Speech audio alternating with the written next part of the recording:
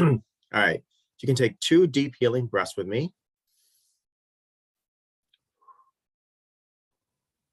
One more into the nose, out through the mouth. Breathing exercises are so important and crucial, and people don't even get the extent of why, even including like when we breathe in, the lung capacity kind of like, I think, constricts our heart. So that's why they say if you breathe out slow, it actually tells your heart there's no pressure, your nervous system's cool. I mean, like breathing techniques really help. You know what I think we need is a little bit of relaxation music. Okay, Google, play Relaxation Spa. If that's plugged in. Okay. So the big secret to having a relationship that feels right might not necessarily be what you think. Remember how close you and your partner used to be? Maybe you were each other's best friend. You could tell each other anything. You'd laugh at the same stupid jokes, share your dreams for the future, and look forward to the plans you made together.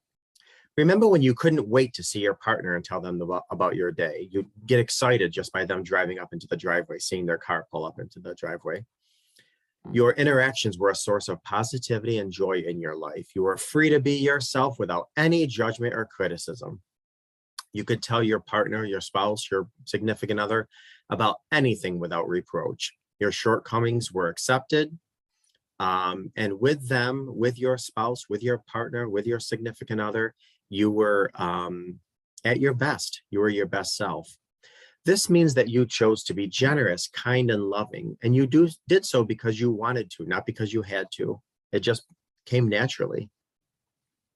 Your heart soared a little bit when you see their name on an incoming call, or like I said, pulling into the driveway at the end of a long day from work.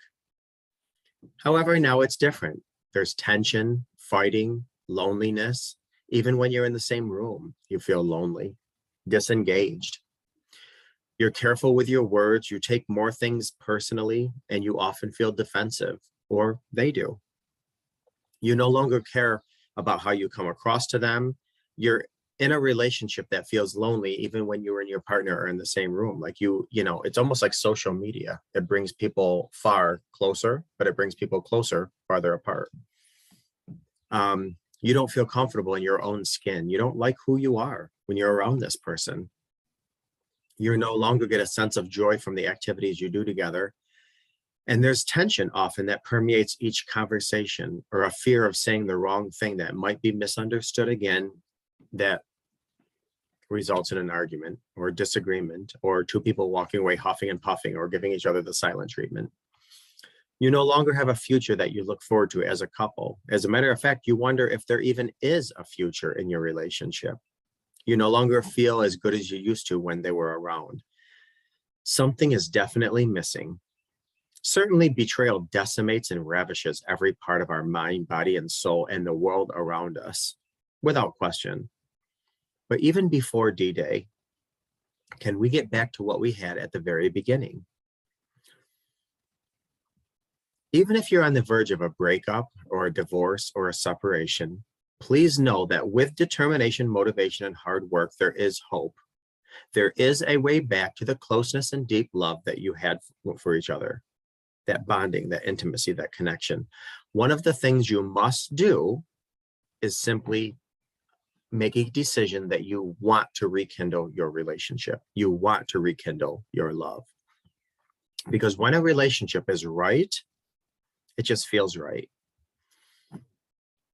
So what is that indescribable factor that makes some relationships seem effortless and able to withstand insurmountable challenges, even when the couple have wildly different personalities and backgrounds, or something has come into the relationship that really has stirred it up?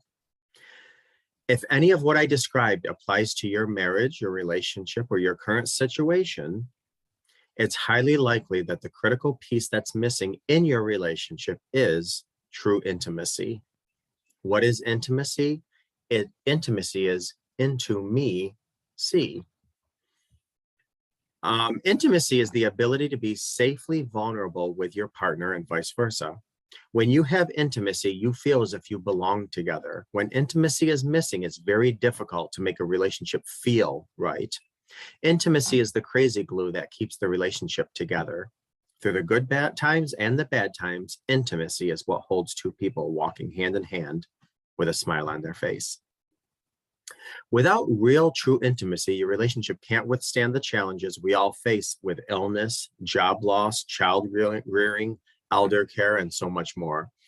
So, what if your relationship is lacking intimacy now? And I'm guessing if you are post betrayal, there's a part of your situation, depending on where on the spectrum you are in the healing, where intimacy has really taken a back seat.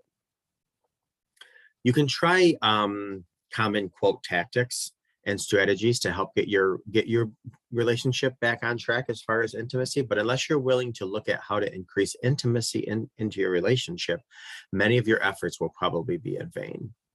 When couples begin to have problems in their relationships, they look for ways they think will bring back the closeness they used to feel. But typically, they always try what they try just doesn't often work.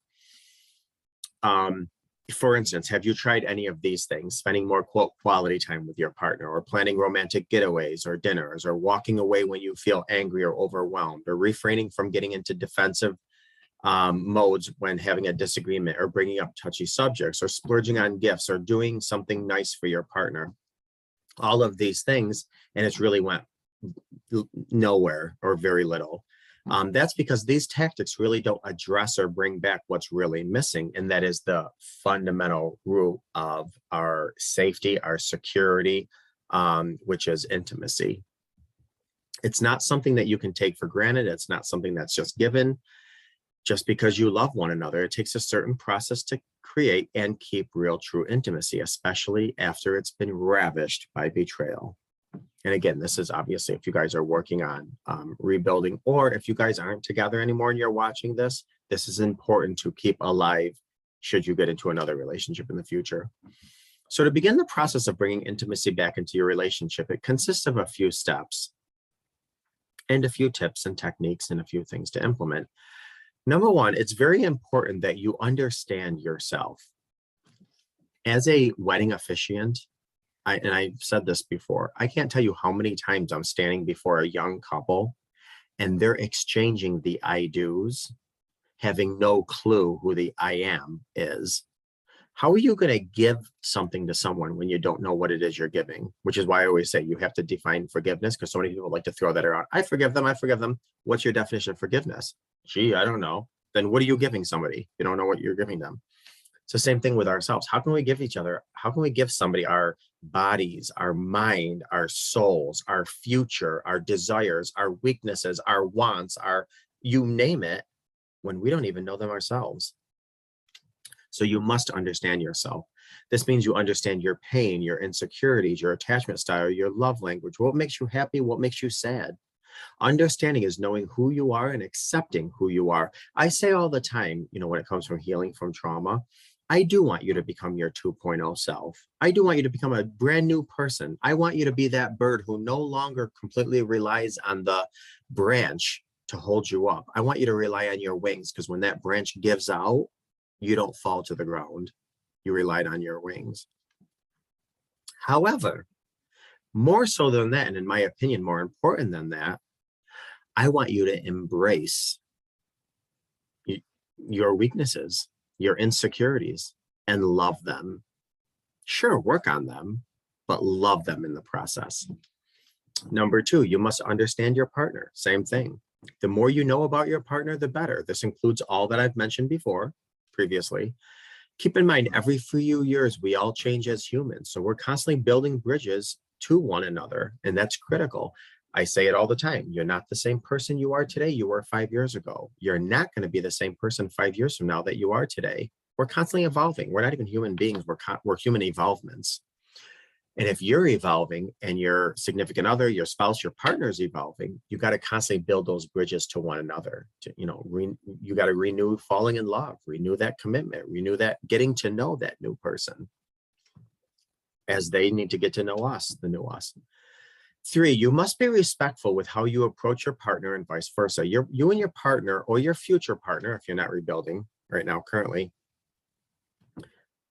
legally, spiritually, emotionally speaking, you're one. You come together as one. So if you are disrespecting your partner, You're disrespecting yourself. Our partners are like a mirror and a bank account. And a mirror in the sense of they're a reflection of us. We chose them. We didn't choose their behavior. We didn't choose their decisions. We chose them. In a lot of ways, they're a reflection of us.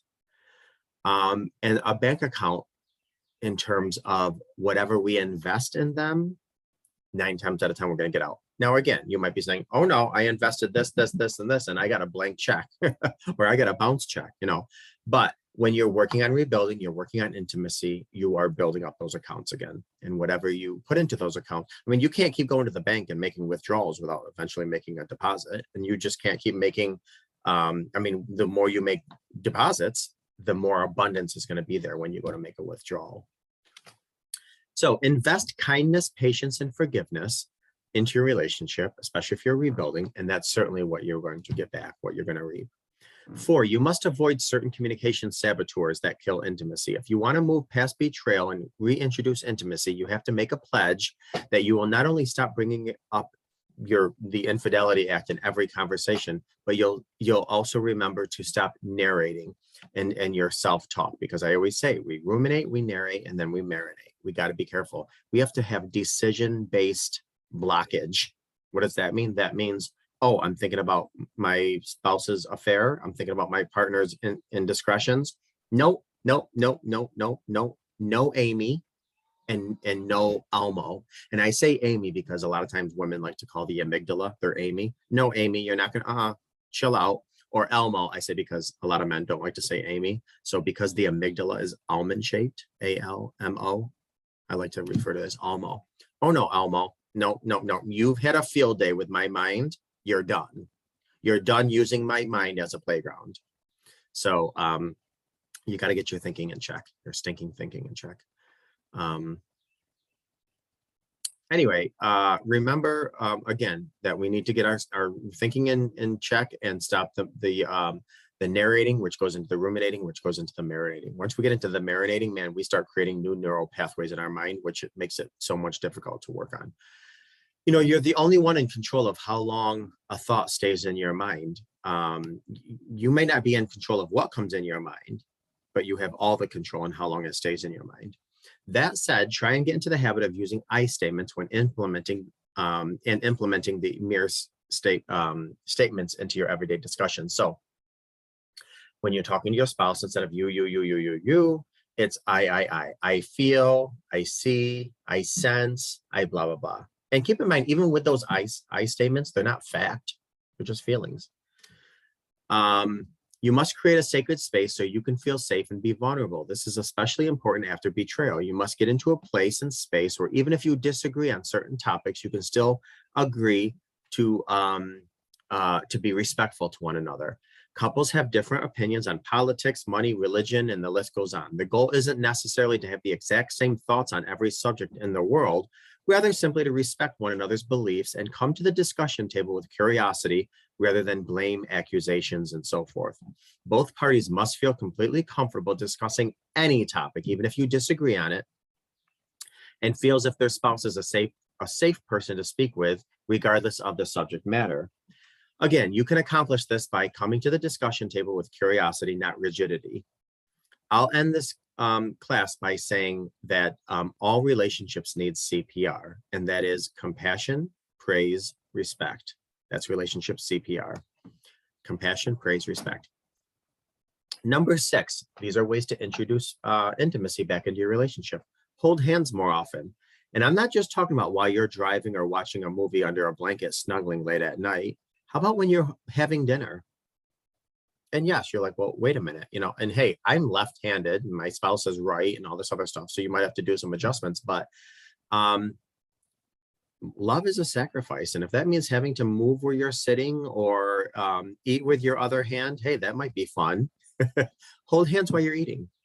Number 7, do something new together, both inside and outside the house.